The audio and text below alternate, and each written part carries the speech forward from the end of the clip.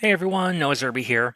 This is one of a series of short videos looking at instruments of foreign policy. That is, when a state wants to achieve a goal it set for itself, what tools does it have to mobilize to achieve those goals?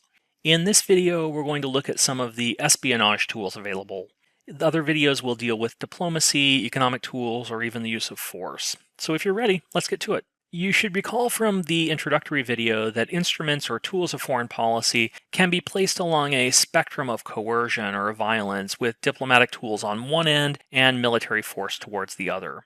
I didn't place espionage on this spectrum at the time, in part because it can run the full gambit. Simple espionage operations like the theft of state secrets will fall towards the non-violent end. This is fairly commonplace, and depending upon the nature of the operation, usually results in diplomatic protests or maybe criminal prosecutions, but little more. But covert operations can fall more towards the violent or coercive end, and will often provoke a sharper response on the part of the effective state.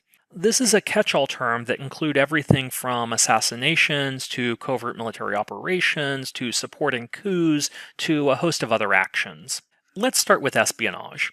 Put simply, espionage is the act of obtaining secret or confidential information from non-disclosed sources or without the permission of the information's owner. We tend to associate espionage with fictional characters like James Bond, Jason Bourne, or Philip and Elizabeth Jennings from the show The Americans. These fictional characters operate in what's usually called non-official cover. That is, a fictional identity not directly connected to the country on whose behalf they operate, and without the protections afforded for diplomatic personnel. If captured, agents operating under non-official cover could face severe criminal punishments up to and including execution. Such agents provide their government with plausible deniability from their actions.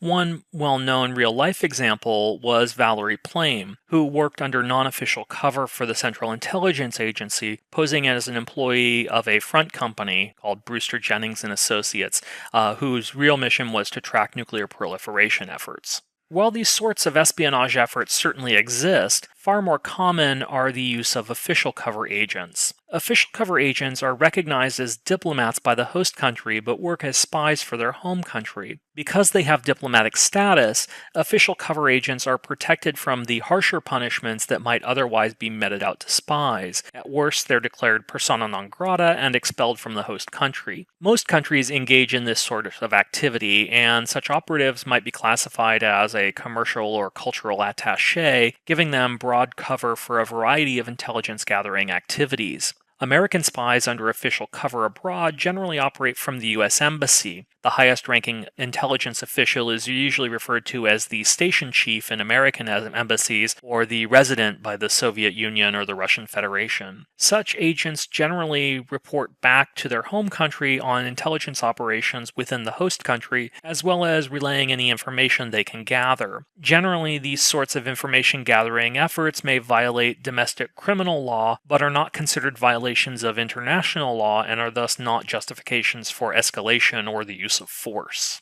Covert or clandestine operations refers to a broad group of activities with slightly different emphases. While the term clandestine and covert are often used interchangeably, the U.S. intelligence community uses them in slightly different senses. A covert operation is intended to obscure the identity of the sponsor, while a clandestine operation is intended to hide the operation itself. In other words, a covert operation is intended to be deniable, while a clandestine operation is intended to be hidden. Thus, a single operation might be covert, clandestine, or both.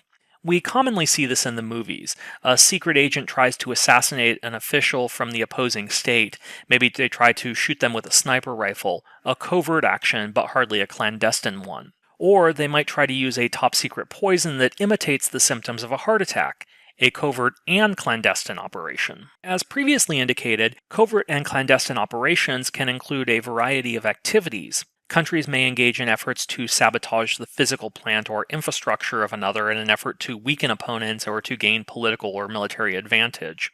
The joint U.S.-Israeli Stuxnet attack on Iranian nuclear enrichment facilities is one example, and one that we'll consider in greater detail in another video. Similarly, during the apartheid era, the South African government engaged in sabotage efforts against neighboring states in an effort to keep them relatively weak while making it difficult for them to oppose South Africa's apartheid system. Governments may also attempt to illegally kidnap and deport another country's citizens, a process sometimes referred to as extraordinary rendition. The United States made use of this process during the global war on terror.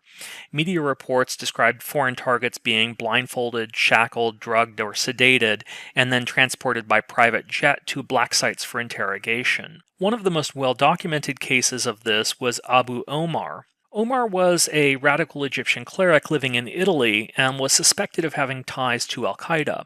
After covertly surveilling him for several months, the Central Intelligence Agency launched an operation without the approval of Italian authorities to abduct Omar. He was abducted while on his way to a mosque in Milan for midday prayers, pushed into a minivan, and driven to the U.S. airbase at Aviano. From there, he was flown on a U.S. government Learjet to Ramstein Air Force Base in Germany before being placed on another plane and flown to Egypt. Omar claims he was held in Egyptian custody and subject to a variety of torture methods, including beatings, electric shock, and rape, and only released in 2007 after an Egyptian court ruled his imprisonment was unfounded. The Abu Omar case was a black eye for the CIA and for the U.S. extraordinary rendition policy. An Italian court found 22 Americans guilty of being involved in the plot to kidnap Omar, and the Italian government issued a statement condemning the violation of Italian sovereignty. President Obama suspended the practice of sending suspects to countries where they might be tortured, requiring them instead to be returned to the United States to stand trial. But the United States is hardly alone in engaging in this practice. A number of countries, including China, Saudi Arabia, Turkey, Iran, and Vietnam, have used extraordinary rendition as well, and at least 54 countries participated in the U.S.'s extraordinary rendition program. States may also attempt to kill prominent targets. This can take a variety of forms, and the language around this is muddy. As a result, we often see this term assassination used when the legality of the act is questioned, and targeted killing used when there's greater clarity. In a sense, it's similar to the distinction between murder and justifiable homicide in domestic U.S. law. Such operations can also take different forms. The Russian government, for example, is widely believed to use covert teams to poison political dissidents residing outside the country. In 2006, a former Russian KGB officer, Alexander Litvinenko, was living in London and was poisoned using a radioactive substance, dying a few weeks after being hospitalized. The killing was widely believed to be the work of Russian state security forces. In the 1960s, the Central Intelligence Agency famously tried to assassinate Fidel Castro in a variety of ways, including exploding cigars, poisoned cigars, booby-trapped conch shells, poisoned fountain pens, LSD gas, and even a car bomb. None were successful, but they did give rise to a BBC film called 638 Ways to Kill Castro.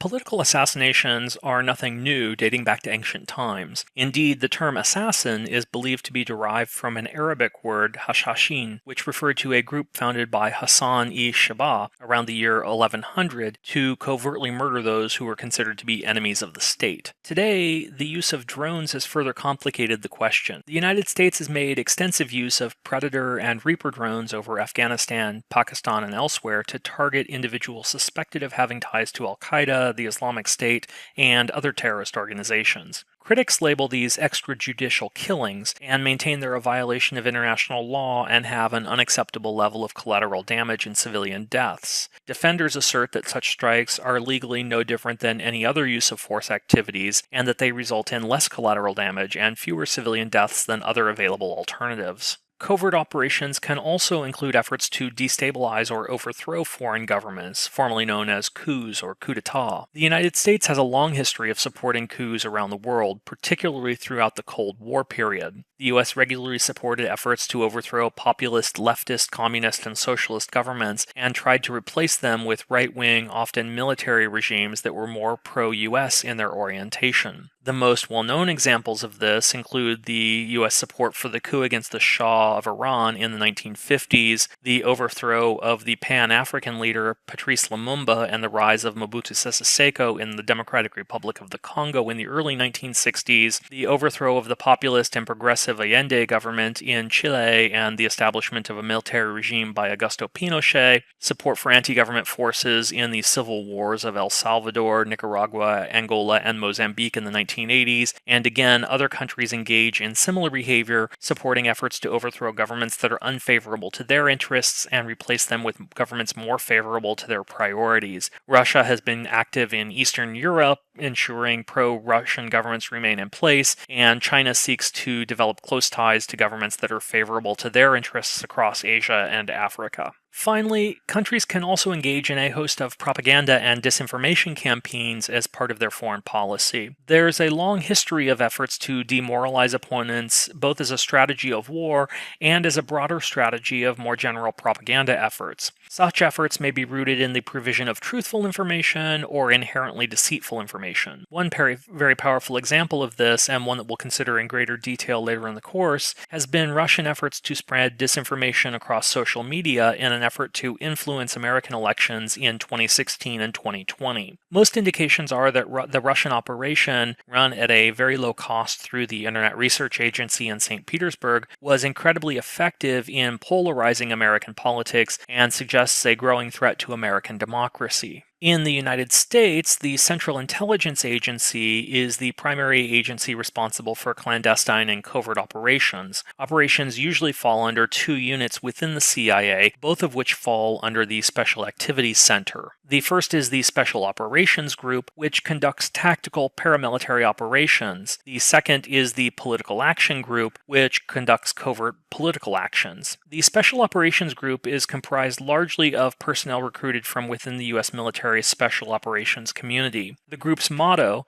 Teresia Optio, it translates as the third option, and is intended to highlight the group's operation in a fuzzy realm between diplomacy and military action. The Special Operations Group conducts direct action missions, including raids, ambushes, sabotage, targeted killings, and unconventional warfare, often in conjunction with guerrilla or military units in other countries. This is the group that took the lead in the hunt for Osama bin Laden. The Political Action Group conducts covert action in a number of areas, including psychological operations, economic warfare, and cyber warfare. This could involve a variety of activities, all of which are intended to be deniable to the U.S. government. Examples might include providing financial support for favored candidates, helping to organize and support political campaigns, produce and disseminating propaganda. This is the group that was involved in the weakening of the Italian Communist Party in the 1950s, overthrowing the government of Iran in 1953, Guatemala in 1954, and in supporting the Solidarity movement in Poland in the 1980s. Before the Central Intelligence Agency can take action, it's required to secure a presidential finding approving of the operation. It's the only organization in the U.S. government authorized to conduct covert action, and the presidential finding requirement is intended to provide a check on that activity. So that concludes our brief overview of covert and clandestine operations as a tool of foreign policy. Leave any questions you have in the comments section below, and be sure to check out the other videos in this series. Thanks for watching, everyone. Bye.